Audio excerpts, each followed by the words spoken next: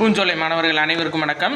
இன்றைக்கி 1 August 2025, 2 August 2025 2 நாள் news paper பார்க்க போகிறாங்க. அதாவது வெள்ளி சனி 2 நாள் நியூஸ் பேப்பர் வந்து பார்க்க போகிறோம். ஸோ இதை பார்த்தீங்க அப்படின்னா, அதாவது அந்த ஃபேஸ் க்ரீம் விளம்பரத்தில் வரும்ல, ஒரு பக்கம் இப்படி ஃபேஸ் க்ரீம்க்கு அப்புறம் போட்டதுக்கப்புறம் இப்படின்னு இருக்க மாதிரி இருக்கும்னு. அது ஏன் நியூஸ் பேப்பர் இருக்குன்னா, ஆக்சுவலாக இப்படி மடித்து இது வந்து வெயில் பக்கம் திரும்பிடுச்சு. அதுதான் வெயில் பக்கம் இருந்து மழையும் பெஞ்சிருச்சு, சரியாக கவனிக்காமல் விட்டாச்சு. ஸோ இது நல்லா இருக்குது. ஆனால் இது பாருங்கள் எப்படி ஃப்ரெஷ்ஷாக இருக்குதுன்னு பார்த்தீங்களா? சரி, ரைட், ஓகே. நம்ம வந்து ஹெட்லைன்ஸ்குள்ளே போயிடலாம். ஸோ ஹெட்லைன்ஸ் என்ன அப்படின்னு சொல்லி பார்த்தீங்கன்னா, தேஜா கூட்டணி ஓபிஎஸ் விலகல்னு சொல்லிட்டு இருக்குது. இது ஃபுல் அண்ட் ஃபுல் நம்மளுக்கு அரசியல் தான், அதனால் இது நம்மளுக்கு தேவைப்படாது. இந்த இதில் வாங்க, இது ரொம்ப முக்கியங்க. என்னென்னா, அமெரிக்கா வரி விதிப்பு மத்திய அரசு தீவிர ஆலோசனை அப்படின்னு சொல்லிட்டு கொடுத்துருக்காங்கல்ல.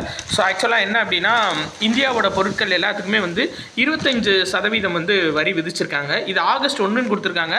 பட் ஆக்சுவலாக ஆகஸ்ட் 7லேருந்து இந்த வரி விதிப்பு அமலுக்கு வருது. சரியா? அதாவது இப்போது என்ன சொல்லியிருக்காங்க அப்படின்னா, உலகளாவிய வளர்ச்சியில் இந்தியாவோட பங்களிப்பு 16% அப்படின்னு சொல்லியிருக்காங்க. இது எக்ஸாம் பாயிண்ட் ஆஃப் வியூவில் முக்கியமானது. ஸோ இது 2 தான் நம்மளுக்கு மெயினானது. சரிங்களா? அமெரிக்கா நம்ம பொருளுக்கு விதித்த வரி விதிப்போட சதவீதம் வந்து 25%. ஸோ இந்தியா வந்து இப்போது உலகளாவிய வளர்ச்சியில் எவ்வளோ இருக்குது அப்படின்னு சொல்லி பார்த்தீங்கன்னா 16% இருக்குது. ரைட், ஓகேங்க. அடுத்தது பார்க்கலாம். எக்ஸாம் பாயிண்ட் ஆஃப் வியூவில் இந்தங்க ரொம்ப முக்கியம். என்னென்னா, டாக்டர் எம்எஸ் சுவாமிநாதன் பேரில் வந்து உணவு மற்றும் அமைதிக்கான சர்வதேச விருது வந்து வழங்க போகிறாங்க. என்றைக்குன்னு சொல்லி பார்த்தீங்கன்னா, வேளாண் விஞ்ஞானி டாக்டர் எம்எஸ் சுவாமிநாதன் நூற்றாண்டு விழா வந்து அவரோட பேரில் வந்து நடக்க போகுது. ஸோ அமைதிக்கான சர்வதேச விருது இது 2மே வந்து வழங்க போகிறாங்க. என்றைக்குன்னா ஆகஸ்ட் 7 டெல்லியில் இருக்க பூசாவில் வந்துட்டு நடக்குது. சரியா? இவரோட நூற்றாண்டு விழா, வேளாண் விஞ்ஞானி நூற்றாண்டு விழா, எம்எஸ் சுவாமிநாதன் அவரோட நூற்றாண்டு விழா. ஸோ அதோட தீம் என்ன அப்படின்னு சொல்லி பார்த்தீங்கன்னா, இயற்கையோடு இயைந்த நல்வாழ்வு. இதுதான் வந்து அதுக்கான தீம். சரியா? ஸோ அவரோட நூற்றாண்டு விழாவுக்கான தீம் வந்து இயற்கையோடு இயைந்த நல்வாழ்வு.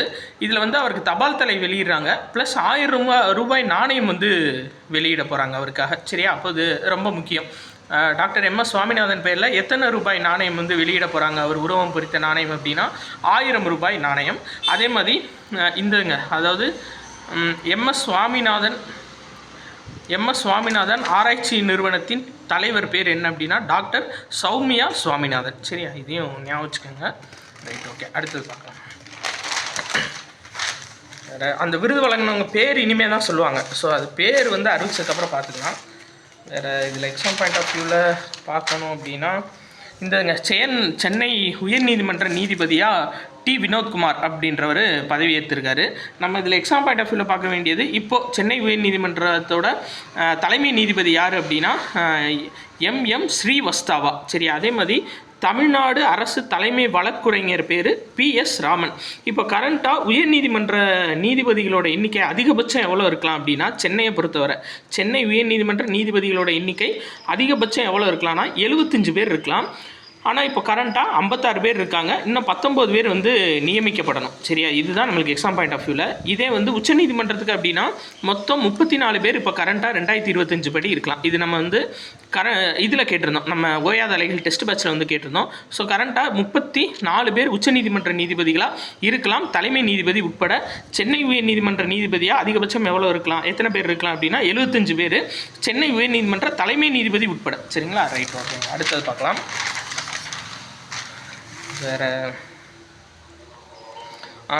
அதாவது குடியரசு துணைத் தலைவர் தேர்தலுக்கான நடைமுறை. ஆக்சுவலாக அந்த அறிவிப்பு வெளியானதுலேருந்து 30 நாளுக்குள்ளே இந்த தேர்தல் வந்து நடத்தி முடிக்கணும்னு சொல்லியிருக்காங்க. ஸோ தேர்தல் அறிவிச்சிட்டாங்க, 30 நாளுக்குள்ளே வந்து நடத்தி முடிக்க போகிறாங்க.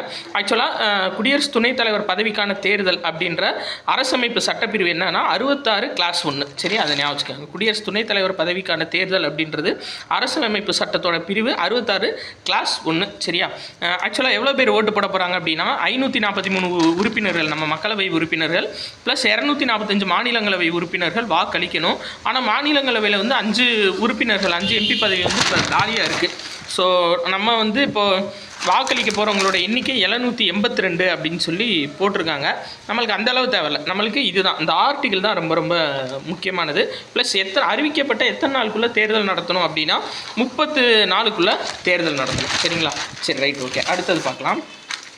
ஸோ இந்த தடவை தென்மேற்கு பருவமழை வந்து பார்த்தீங்க அப்படின்னா வழக்கத்தோட அதிகமாக இருக்குன்னு சொல்லியிருக்காங்க.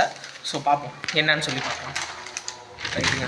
அடுத்து வந்து இந்ததுங்க என்னென்னா நம்ம பார்த்துட்டு வரோம்ல சிங்கப்பூரில் வந்து பார்த்தீங்கன்னா உலக நீச்சல் சாம்பியன்ஷிப் போட்டி நடைபெற்றுருக்கு. அதில் வந்து கனடாவோட சம்மர் மெக்கின்டாஸ் சரிங்களா, சம்மர் மெக்கின்டாஸ் அப்படின்றவங்க மகளிருக்கான 200 மீட்டர் ஃப்ரீ ப்ளே பிரிவில் வந்து பார்த்தீங்கன்னா தங்கப்பதக்கம் வென்றிருக்காங்க. ஸோ அதை ஞாபகம் வச்சுக்கோங்க சரிங்களா. சிங்கப்பூரில் உலக நீச்சல் சாம்பியன்ஷிப் போட்டி நடக்குதுங்க. இதில் வந்து கனடாவோட சம்மர் மெக்கின்டாஸ். ஸோ இப்போ ரீசெண்டாக ரயில்வே எக்ஸாம் வந்து நடக்க போகுது. ஸோ இந்த மாதிரி தான் கேட்பாங்க இவங்க வந்து எந்த விளையாட்டுடன் தொடர்புடையவங்க அப்படின்னு சொல்லிட்டு மேக்ஸிமம் இந்தியா தான் கேட்பாங்க. பட் நீங்கள் ஞாபகம் வச்சுக்கோங்க, ஏன்னா 3வது தங்க பதக்கம் வாங்குறாங்க யாருன்னா சம்மர் மெக்கின்டாஸ். ஸோ இவங்க வந்து எந்த நாட்டை சேர்ந்தவங்க அப்படின்னா கனடா நாட்டை சேர்ந்தவங்க, ரொம்ப முக்கியமானது.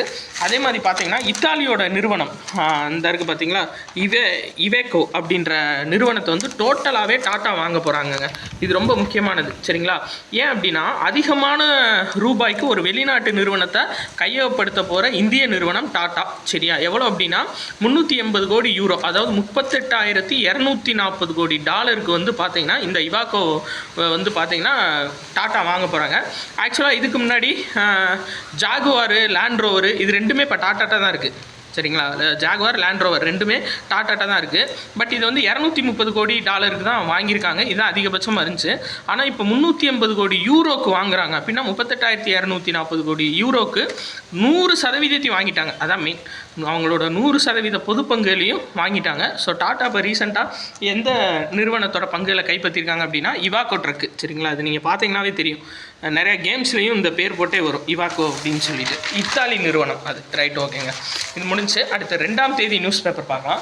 ஸோ அதே தான் 25% வரி ஆகஸ்ட் 7 முதல் அமல்னு சொல்லியிருக்காங்க. ஆக்சுவலாக யாருக்கு வந்து இருக்கிறதுலே அதிக சதவீதமான வரி விதிச்சிருக்காங்க அப்படின்னா சிரியாக்குங்க, மொத்தம் 41%. அதுக்கடுத்து லாவோஸ்க்கு 40%, மியான்மருக்கு 40% சரிங்களா. இந்தியாவுக்கு வந்து 25%. சரி, ரைட், ஓகே, பார்க்கலாம். ஆக்சுவலாக என்ன பிரச்சனை அப்படின்னா ரஷ்யாட்டிருந்து கச்சா எண்ணெய் வாங்கக்கூடாது அப்படின்னு சொல்லிட்டு ஒரே முடிவாக நிற்கிறாப்புல யார் அப்படின்னா அமெரிக்க அதிபர் ட்ரம்ப்பு. ஆனால் வந்துட்டு நம்மளோட நாட்டோட நலன் தான் முக்கியம்னு சொல்லி இந்தியா வந்து தீவிரமாக மறுத்துட்டாங்க. வெளியுறவுத்துறை அமைச்சர் கொடுத்த பேட்டிலையும் சொல்லியிருந்தார். அதாவது உங்களுக்கே தெரியும், நிறையா நாடு வந்து அமெரிக்காவுக்கு பயந்து அவங்க சொல்கிறத கேட்டுட்ருக்காங்க. பட் இந்தியா வந்து அந்த லிஸ்ட்டில் வராது அப்படின்னு சொல்லி ஓப்பனாகவே சொல்லிட்டாரு. அதே மாதிரி ஆப்ரேஷன் சிந்தூரை வந்து நிப்பாட்டி, அதாவது அந்த பிரச்சனையை வந்து நிப்பாட்டினது நான் தான் சொல்லிக்கிட்டு இருக்காரு. ஆனால் இவர் பண்ண ஃபோன் காலோடு எடுத்து காமிச்சிட்டாங்க இந்தியா. அப்படிலாம் கிடையாது, நாங்கள் எங்களுக்குள்ளே பேச்சுவார்த்தை நடத்தி நிப்பாட்டிக்கிட்டோம், நீங்கள் சத்த நேரம் அமைதியாக இருங்க அப்படின்ற மாதிரி சொல்லிட்டாங்க. சரியா, ரைட், ஓகே. என்ன நடக்க போகுதுன்னு பார்ப்போம். நம்மளுக்கு எக்ஸாம் பாயிண்ட் ஆஃப் வியூவில் இந்த தாங்க முக்கியம். என்னன்னு சொல்லி பார்த்தீங்க அப்படின்னா இந்த தெற்காசிய ரோலர் ஸ்கேட்டிங் ஹாக்கி போட்டி வந்து நடந்திருக்கு. எங்கே அப்படின்னா தென்கொரியாவில் நடந்திருக்கு. ஆக்சுவலாக அது பாருங்கள், இந்த நியூஸ் வந்து விளையாட்டு செய்தியில் கொடுக்கல, மிடில் பேஜில் நம்மளுக்கு கொடுத்துருக்காங்க. ரொம்ப முக்கியமான நியூஸ். அதாவது தென்கொரியாவில் நடைபெற்ற 20வது தெற்காசிய ரோலர் ஸ்கேட்டிங் ஹாக்கி சாம்பியன்ஷிப் போட்டி சரியா. இதில் தங்கப்பதக்கம் வந்து வென்றிருக்காங்க இந்திய அணி வீரர்கள். ஸோ இதில் வந்து மொத்தம் 18 நாடுகள் வந்து பங்கேற்றிருக்காங்க. இதில் மெயினாக பார்க்க வேண்டியது என்னென்னா இந்த போட்டியில் ஃபஸ்ட்டு டைம் தங்கப்பதக்கம் வென்றிருக்காங்க இந்திய அணி சரியா. இதுக்கு முன்னாடி வந்து தங்கப்பதக்கம் வென்றதே கிடையாது. ஃபஸ்ட்டு டைம் வந்து மகளிர் அணியும் இந்திய ஆண்கள் அணி 2 பேருமே தான் சரிங்களா. இந்த போட்டிருக்காங்களே, தென்கொரியாவில் நடைபெற்ற 20வது ரோலர் ஸ்கேட்டிங் போட்டியில் ஆக்கிய சாம்பியன் தங்கப்பதக்கம் வென்ற இந்திய அணி வீரர்களுக்கு மதுரை விமான நிலையத்தில் உற்சாக வரவேற்பு அப்படின்னு சொல்லியிருக்காங்க. 2 பேருமே தான் சரிங்களா. ஆண்கள் அணி பெண்கள் அணி 2 பேருமே வந்து தங்கப்பதக்கம் வாங்கியிருக்காங்க. ஸோ ரொம்ப ரொம்ப ரொம்ப முக்கியமான ஒரு நியூஸ் சரியா. எங்கே நடைபெற்றுச்சுன்னு கேட்கலாம். ரோலர் ஸ்கேட்டிங், தெற்காசிய ரோலர் ஸ்கேட்டிங் எங்கே நடைபெற்றுச்சுன்னு கேட்கலாம். தென்கொரியா, அதையும் சேர்த்தாப்புல நீங்கள் ஞாபகம் வச்சுக்கோங்க சரிங்களா. ஃபஸ்ட்டு டைம் 20 வருஷத்துக்கு அப்புறம் ஃபஸ்ட்டு டைம் வாங்குறாங்க 20 வருஷத்தில் சரியா. சரி, ரைட், ஓகே. அடுத்த நியூஸ் இந்ததுங்க என்ன அப்படின்னு சொல்லி பார்த்தீங்கன்னா திருவண்ணாமலையில் புதுசாக வந்து மினி டைடல் பார்க் வந்து ஓப்பன் பண்ணியிருக்காங்க. அது போக விழுப்புரம், தஞ்சாவூர், சேலம், தூத்துக்குடி இங்கேயும் வந்து அந்த பூங்காக்கள் வந்து ஓப்பன் பண்ணியிருக்காங்க சரியா. நம்ம எக்ஸாம் பாயிண்ட் ஆஃப் வியூவில் பார்க்க வேண்டியது இது ரொம்ப முக்கியம். மினி டைடல் பார்க் எங்கே ஓப்பன் பண்ணியிருக்காங்க அப்படின்னா திருவண்ணாமலையில் ஓப்பன் பண்ணியிருக்காங்க. மொத்தம் 600 பேருக்கு வேலை வாய்ப்பு கொடுக்குற மாதிரி இந்த மினி டைடல் பூங்கா அமையும் அப்படின்னு சொல்லியிருக்காங்க. வேறு இந்த இது பார்த்து வச்சுக்கோங்க. மேபி கூட்டு காரணத்தில் நம்ம கரண்ட் அஃபேர்ஸ் ஓரியன்டாக கேட்கணும்னு நினச்சா கேட்கலாம். ஆதார்ன்றது குடியுரிமை ஆவணமா அப்படின்னு கேட்கலாம். ஆக்சுவலாக ஆதார்ன்றது குடியுரிமை ஆவணம் கிடையாதுன்னு சொல்லி மத்திய அரசே அறிவிச்சிருக்காங்க. அப்புறம் எதுக்கு இம்பிட்டுது? சரிங்களா, இம்பிட்டு கஷ்டப்பட்டு லைனில் நின்று ஃபோட்டோ எடுத்து எல்லாத்துக்குமே ஆதார் தான் தேவைப்படுது. ஆனால் ஆதார் வந்து குடியுரிமை ஆவணம் கிடையாது அப்படின்னு சொல்லி ஒன்றிய அரசு சார்பாக அறிவிக்கப்பட்டிருக்கு. இதை வந்து நம்ம கரண்ட் அஃபேர்ஸில் தான் நான் சொன்னேன்ல, இந்த கூற்று காரணம் இப்போ அடிக்கடி வைக்கிறாங்க, நம்ம புரிஞ்சு படிக்கிறோமான்றதுக்காக. ஸோ அதுபடி நீங்கள் இதை பார்த்து வச்சுக்கோங்க. மொத்தம் எத்தனை இலக்க எண்ணுன்னு கேட்பாங்க. நம்ம ஆதாரில் இருக்கிறது எத்தனை இலக்க எண் அப்படின்னு கேட்டால் 12 இலக்க எண். சரியா, அதையும் ஞாபகம் வச்சுக்கோங்க. ரைட், ஓகேங்க. அதுக்கு வேறு இது ரொம்ப ரொம்ப முக்கியமான நியூஸ் என்னன்னு சொல்லி பார்த்தீங்கன்னா, ஆர்பிஎஃப் ரயில்வே ப்ரொடெக்ஷன் ஃபோர்ஸ், சரியா, அதோட முதல் பெண் டிஜி டைரக்டர் ஜெனரலாக சோனாலி மிஸ்ரா வந்து பொறுப்பேற்றிருக்காங்க. ஸோ முதல் பெண் அதிகாரி ஆர்பிஎஃப்க்கு. ஆக்சுவலாக 143 ஆண்டு வரலாறு கொண்டது ஆர்பிஎஃப் ரயில்வே ப்ரொடெக்ஷன் ஃபோர்ஸ். இன்ன வரையும் ஒரு பெண்ணை வந்து அதிகாரியாக நியமித்தது கிடையாது, டைரக்டர் ஜெனரலாக நியமித்தது கிடையாது. ஃபஸ்ட்டு டைமாக ரயில்வே பாதுகாப்பு படையோட முதல் பெண் தலைமை இயக்குனர் யாருன்னா ஐபிஎஸ் அதிகாரி சோனாலி மிஸ்ரா. சரியா, ரொம்ப ரொம்ப முக்கியமானதுங்க. இவங்க வந்து இதை பார்த்து வச்சுக்கோங்க. 1993 மத்திய பிரதேச பிரிவு ஐபிஎஸ் அதிகாரியாக இருந்தவங்க. சரியா, ஏன்னா வந்து இது மட்டும் கேட்பாங்க நம்ம கரண்ட் அஃபேர்ஸில். இப்போ வந்து இவங்க இதுக்கு முன்னாடி எதில் இருந்தாங்க, ஸோ ஸ்டார்டிங்கில் எந்த பிரிவு அப்படின்னு கொண்டு கேட்குறாங்க. ஏன்னா நம்மளுக்கு இப்போ குரூப் 4ல் அப்படி கேட்டிருந்தாங்க.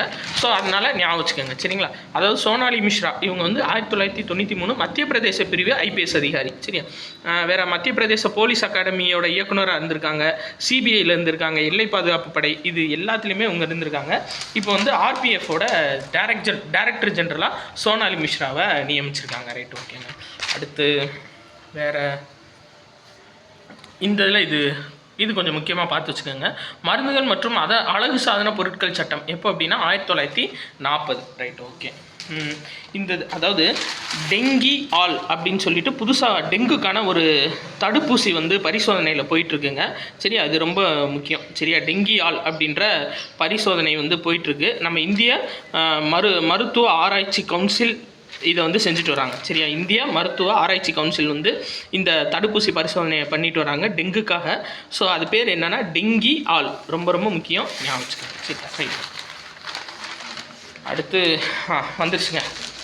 அதாவது என்னன்னு சொல்லி பார்த்தீங்க அப்படின்னா, இது தேசிய திரைப்பட விருதுகள். சரியா, நம்ம முடிஞ்ச அளவு சொல்லிடுவோம். இல்லாட்டி இதை வந்து ஒரு பிடிஎஃபாக மேக் பண்ணி நான் வந்து டெலகிராம் குரூப்பில் உங்களுக்கு போட்டு விட்டுறேன். சரியா, இந்த ஆண்டு சிறந்த நடிகருக்கான விருது 2 பேர்த்துக்கு கொடுத்துருக்காங்க. யாருக்குன்னா ஷாருக் கானும் விக்ராந்த் மாசே, இவங்க 2 பேர்த்துக்கும் கொடுத்துருக்காங்க. சிறந்த நடிகைக்கான விருது ராணி முகர்ஜிக்கு கொடுத்துருக்காங்க. சரியா, இது பாருங்கள், இயக்குனர் அட்லி இயக்குனர் ஜவான் படத்துக்காக ஷாருக் கான் வாங்கியிருக்காரு. 12th ஃபெயில் அப்படின்ற படத்துக்காக விக்ராந்த் மாசே அவர் வந்து வாங்கியிருக்காரு. சரியா, தேசிய விருது வாங்கியிருக்காப்புல. அதே மாதிரி 71வது தேசிய திரைப்பட விருதுகள் இயக்குனர் அசுதோஷ் கௌரிக்கர் அவர் தலைமையிலான தேர்வுக்குழு தான் தேர்ந்தெடுத்திருக்காங்க. சரிங்களா, அப்போ யார் தலைமையிலான தேர்வுக்குழுன்னு சொல்லி கேட்பாங்க. எத்தனாவது தேசிய திரைப்பட விருதுன்னு கேட்பாங்க. 71வது தேசிய திரைப்பட விருது. இதோட இயக்குனர் வந்து அசுதோஷ் கௌரிக்கர். சரியா, ரைட், ஓகே. இதோட அதாவது தேர்வுக்குழு தலைவர். ஓகே, ரைட்டுங்க. அடுத்து மிஸ்ஸஸ் சாட்டர்ஜி வெர்சஸ் நார்வே, அதுக்கு தான் வந்து பார்த்தீங்க அப்படின்னா ராணி முகர்ஜிக்கு சிறந்த நடிகைக்கான விருது கொடுத்துருக்காங்க. அதே மாதிரி ஜவான் பட பாடல் சலேயா பாடலுக்கு ஷில்பா ராவ் சிறந்த பின்னணி பாடகி கொடுத்துருக்காங்க. சரியா, ஊர்வசிக்கு கொடுத்துருக்காங்கங்க. என்னன்னா சிறந்த துணை நடிகை விருது மலையாள படம் உள் ஒழுக்கு அப்படின்ற படத்துக்காக ஊர்வசி அவங்களுக்கு கொடுத்துருக்காங்க. அதே மாதிரி வாஷ் குஜராத்தி அப்படின்ற படத்துக்காக ஜான்கி போடிவாலா அவங்களுக்கு வந்து கொடுத்துருக்காங்க. சரியா, இதில் நம்ம மெயினாக தமிழ்நாடு ஓரியன்டாக பார்க்க வேண்டியது இதாங்க. நம்ம தமிழ்நாட்டில் சிறந்த திரைப்படமாக இந்த ஆண்டு தேர்வானது எது அப்படின்னா பார்க்கிங். சரியா, ஹரிஷ் கல்யாணும் பாஸ்கரும் வந்து நடிச்சிருப்பாங்க. ஸோ படம் நல்லாயிருக்கும், சூப்பராக இருக்கும். சரிங்களா, அந்த படத்துக்கு தான் வந்து கொடுத்துருக்காங்க தேசிய திரைப்பட விருது. 3 பிரிவு கீழே இந்த விருது வாங்கியிருக்குங்க. என்னென்னா சிறந்த திரைக்கதை, சிறந்த தமிழ் படம், சிறந்த துணை நடிகர். இந்த 3 பிரிவுலையும் வந்து பார்க்கிங் படம் விருது வாங்கியிருக்கு. இதோட இயக்குனர் பேர் என்னன்னா அறிமுக இயக்குனர் ராம்குமார் பாலகிருஷ்ணன். சரியா, அறிமுக படத்திலேயே வந்து அடிச்சிட்டார், நேஷனல் அவார்டு அடிச்சிட்டார். சரியா, ரைட், ஓகேங்க. அடுத்து அதே மாதிரி தனு சம்யுக்தா வாத்தி அப்படின்ற தமிழ் படத்துக்கு இசையமைப்பாளர் ஜிவி பிரகாஷ்க்கு வந்து நேஷனல் அவார்டு கிடச்சிருக்கு. சரியா, நம்ம தமிழ் படத்துக்கு, வாத்தி அப்படின்ற படத்துக்காக. அதே மாதிரி குறும்படங்கள் பிரிவில் டைம்லெஸ் தமிழ்நாடு அப்படின்ற படத்துக்கு வந்து விருது கிடச்சிருக்குங்க. சரிங்களா, டைம்லெஸ் அதாவது டைம்லெஸ் தமிழ்நாடு அப்படின்ற படத்துக்கும், விங்ஸ் அப்படின்ற தமிழ் குறும்படம், அதாவது லிட்டில் விங்ஸ் இந்த இருக்குது பார்த்தீங்களா, லிட்டில் விங்ஸ் அப்படின்ற தமிழ் குறும்படத்துக்கும் சிறந்த விருது கிடச்சிருக்கு. சிறந்த நடன இயக்குனருக்காக கொடுத்துருக்காங்கன்னு நினைக்கிறேன். ஒரு நிமிஷங்க. அதாவது லிட்டில் விங்ஸ் என்ற தமிழ் குறும்படம் சிறந்த நடன இயக்கத்துக்காக, கரெக்ட், லிட்டில் விங்ஸ் வந்து நடன இயக்கத்துக்காக, டைம்லெஸ் தமிழ்நாடு அப்படின்ற ஆங்கில குறும்படம் வந்து சிறந்த கலை மற்றும் கலாச்சார படத்துக்கு விருது வாங்கியிருக்கு. இது 2 குறும்படங்களுக்கான விருது. சரியா, ரைட், ஓகேங்க. வேறு இதில் முக்கியமான நியூஸ்ன்னு சொல்லிட்டு எதுவுமே இல்லை. இது முக்கியங்க. கடைசி நியூஸாக இதை நம்ம பார்த்துட்டு கம்ப்ளீட் பண்ணிக்கலாம். நலம் காக்கும் ஸ்டாலின் திட்டம் அப்படின்னு சொல்லி கொண்டு வந்திருக்காங்களே. ஆக்சுவலாக இதுக்கு கீழே வந்துட்டு என்னென்ன கொடுத்துருக்காங்கன்னா, இது ஆக்சுவலாக அந்த நலம் காக்கும் ஸ்டாலின் திட்டம் சனிக்கிழமைகளில் வந்து நடைபெறுங்க. ஒவ்வொரு வாரமா அப்படின்னு கேட்டால் அரசு விடுமுறை இல்லாத அப்போ செகண்ட் சாட்டர்டே, ஃபோர்த்து சாட்டர்டே இல்லாமல் மிச்ச சனிக்கிழமை எல்லாத்துலேயுமே வந்து பார்த்தீங்கன்னா காலையில் 9ஆம் தேதி முதல் 9 மணி முதல் 4 மணி வரை சிறப்பு முகாம் நடைபெறும் அப்படின்னு சொல்லியிருக்காங்க. அது பேர் என்னன்னா நலம் காக்கும் ஸ்டாலின் திட்டம். இதில் வந்து சர்க்கரை நோய், இதய நோய், மனநலன் பாதிப்பு உள்ளவர்கள், கர்ப்பிணி பெண்கள், பாலூட்டும் பெண்கள், ஊட்டச்சத்து குறைபாடு, இவங்க எல்லாத்துக்குமே வந்து பார்த்திங்கன்னா இந்த இதில் வந்துட்டு ஃப்ரீ செக்கப் வந்து கொடுக்கப்படும். ஸோ அவங்களோட ரிப்போர்ட் வந்து வாட்ஸ்அப்பில் கொடுக்கப்படும் அப்படின்னு சொல்லியிருக்காங்க. சரிங்களா, ரைட், ஓகேங்க. வேறு இதில் நியூஸ் வந்து அவ்வளோதான். ஸோ 2 நாள் நியூஸ் வந்து சிறப்பாக பார்த்தாச்சு. புரிஞ்சிருச்சு அப்படின்னா கண்டிப்பாக ஷேர் பண்ணுங்கள். நான் அந்த நேஷ்னல் அவார்டு மட்டும் தனியாக உங்களுக்கு பிடிஎஃபாக போட்டு நான் உங்களுக்கு நம்ம டெலகிராம் குரூப்பில் சென்ட் பண்ணிடுறேங்க. நன்றி.